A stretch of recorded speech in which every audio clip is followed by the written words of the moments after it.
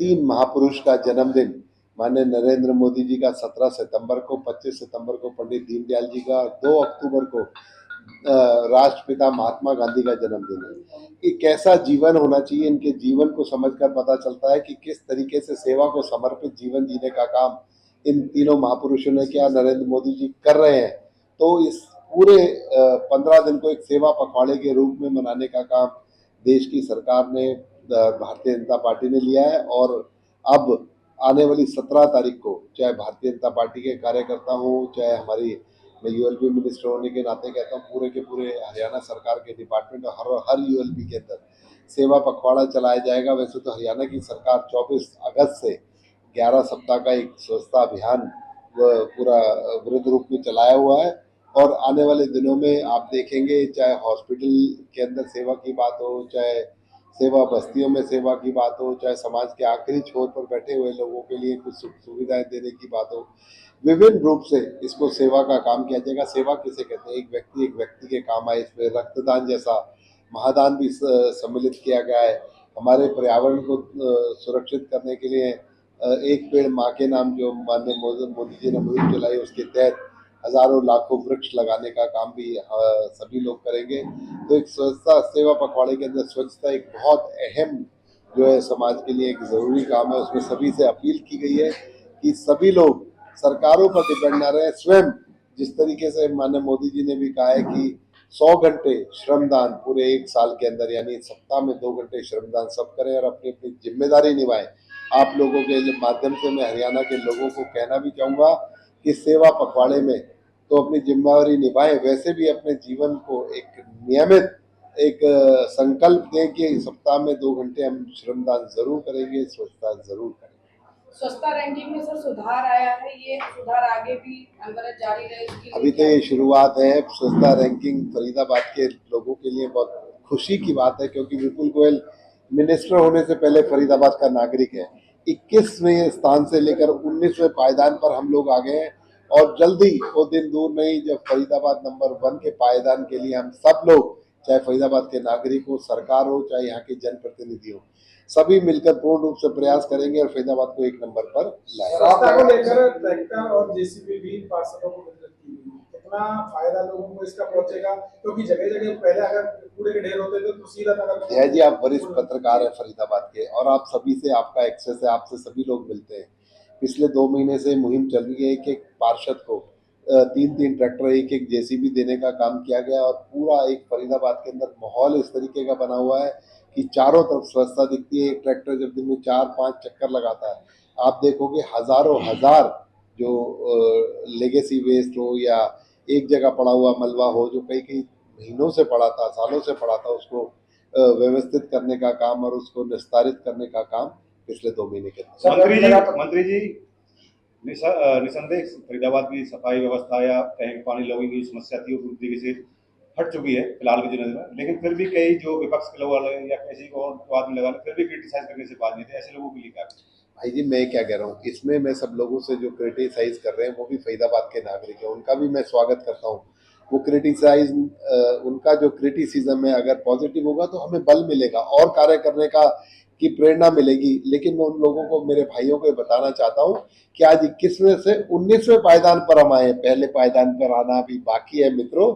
सब साथ हैं, हम किसी भी पार्टी के अलावा, किसी भी अन्य दलों के अलावा, हम फरीदाबाद के वासी पहले, हम सब मिलकर फरीदाबाद के लिए काम करें, फरीदाबाद को स्वच्छ बनाएं। और एक क्रिटिसिज्म को अगर हम लोग तरीके से, कहते हैं ना, एक सलाह के रूप में करेंगे तो हम जल्दी उस पर काम कर सकेंगे मिलकर और अपने अपनी भी जिम्मेदारी समझे, क्योंकि क्रिटिक की भी अपनी जिम्मेदारी होती है।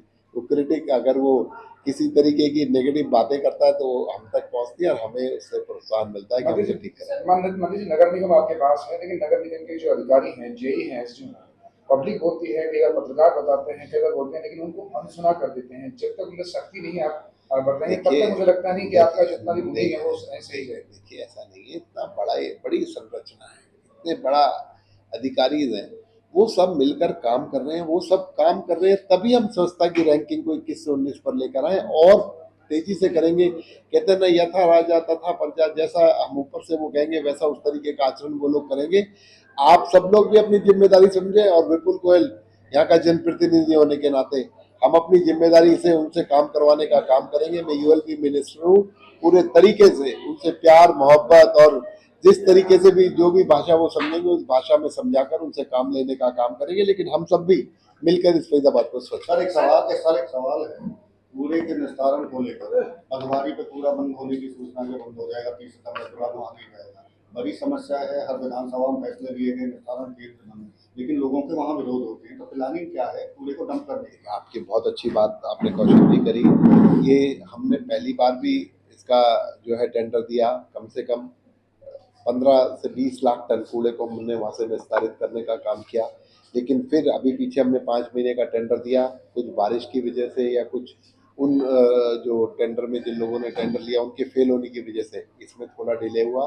अब दोबारा RFP निकाला हुआ, टेंडर निकाला, उसको और सुदृढ़ तरीके से निकाला गया है कि ये जो हो जाए। मैं समझता हूँ आने वाले 6 महीने के अंदर आप इसे बहुत बड़ा परिवर्तन देखेंगे। आपने देखा वहाँ पर साफ सफाई का काम भी बड़ा अच्छा हो रहा है, आगे व्यू कटर लगा दी गए हैं, पौधारोपण का काम चल रहा है, लेकिन उसको निस्तारित करने का काम भी जल्दी होगा। और 3 बिजली से कूड़े से बिजली बनाने के संयंत्र, एक फरीदाबाद के अंदर, एक गुरुग्राम के अंदर और एक मानेसर के अंदर, जल्दी उनके उसके लिए RFP उनका निकल जाएगा। और जल्दी यहाँ पर 3 जो है संयंत्र ऐसे लगने जा रहे हैं जो कि कूड़े से बिजली बनाने का काम करेंगे। और ये पूरा का पूरा क्षेत्र, चाहे फरीदाबाद हो, चाहे गुरुग्राम हो, चाहे मानेसर हो, स्वच्छ शहर कहलाएगा। मोदी जी सर, कितने दिन तक चलेगा प्रॉपर्टी पखवाड़ा? फरोख्त को लेकर HSBP के माध्यम से उसे करने का जो सरकार ने नया निर्णय लिया है, प्रॉपर्टी डीलर्स में कई जिलों के रोष है और उन्होंने अपील की है सरकार से कि इसे वापस लिया जाए। उनके अस्तित्व पर संकट है। देखिए सरकार लोगों को फैसिलिटेट करने का काम करती है।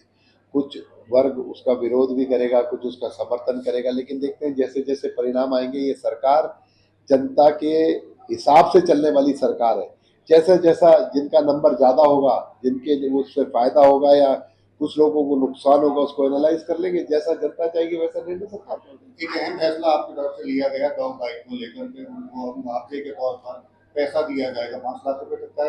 देखिए डॉग बाइट पर 10,000 से लेकर 20,000 तक डॉग बाइट पर, उसके अलावा कोई व्यक्ति इंजर्ड हो जाता है, उसको किस तरीके की दुर्घटना के अंदर चोट लगती है, उसको सिर में इंजरी होती है, उसके हाथ में इंजरी होती है, या किसी व्यक्ति की जान चली जाती है, उसमें 1 लाख रुपए से लेकर 5 लाख रुपए तक का प्रावधान हरियाणा की सरकार ने किया है। लोगों को ईज करने का काम किया है कि डॉग बाइट से उनका इलाज, जो इंजेक्शन है, जो एंटी रेबीज इंजेक्शन है, वो हर हॉस्पिटल में सरकारी में मिलता ही मिलता है। उसके अलावा उसके बाद के भी रिपरकशन जो भी आते हैं उनका सरकार ध्यान रखेगी, उसका मुआवजा देने का काम सरकार करेगी। सर, कांग्रेस द्वारा AI वीडियो जनरेट किया गया नरेंद्र मोदी जी की मां का, तो उसके ऊपर क्या कहना चाहेंगे? देखिए माँ से बड़ा कोई रिश्ता इस धरती पर नहीं है। माँ से पवित्र रिश्ता और माँ से बड़ा रिश्ता। जो व्यक्ति किसी की माँ का सम्मान नहीं कर सकते, उनकी मानसिकता को आप अच्छे तरीके से समझ सकते हैं कि कैसी उनकी मानसिकता होगी, कैसे वो देश चलाएंगे, किस तरीके की राजनीति वो करते हैं और किस विचारधारा से वो राजनीति करते हैं। अगर ऐसे व्यक्ति कभी सत्ता में आए तो अपने क्रिटिकों का क्या हाल करेंगे, ये उनकी मानसिकता से हमें सीखना है। बाढ़ से जो नुकसान हुआ है पानी से, उसको लेकर हुड्डा ने सवाल उठाए कि जो क्षतिपूर्ति पोर्टल बनाया है उस पर सवाल ये निशान। मैं हुड्डा साहब और उनके सुपुत्र जो कल बड़े लंबे लंबे चौड़े बाइट दे रहे थे, उनसे मैं कहना चाहूँगा, विनम्र आग्रह करना चाहूँगा, विपुल गोयल 2014 में जब पहली बार विधायक बन के गया ना, तो 1.5 रुपए का चेक, 5 रुपए का चेक, 10 रुपए का चेक, इस तरीके का मुआवजे के रूप में दिया जा रहा था। क्षतिपूर्ति पोर्टल जो है ना, पूरा एनालाइज करके, जो एक्चुअल, यहाँ पर कोई व्यक्ति एनालाइज नहीं करेगा कि राम सिंह मेरा फूफा है, श्याम सिंह मेरा ताया है। यहाँ तो सिर्फ और सिर्फ मशीनरी उसका आकलन करेगी, जो जिसका मुआवजा जितना बनता है उसके बैंक में डायरेक्ट DBT के माध्यम से पहुंचने का काम होगा।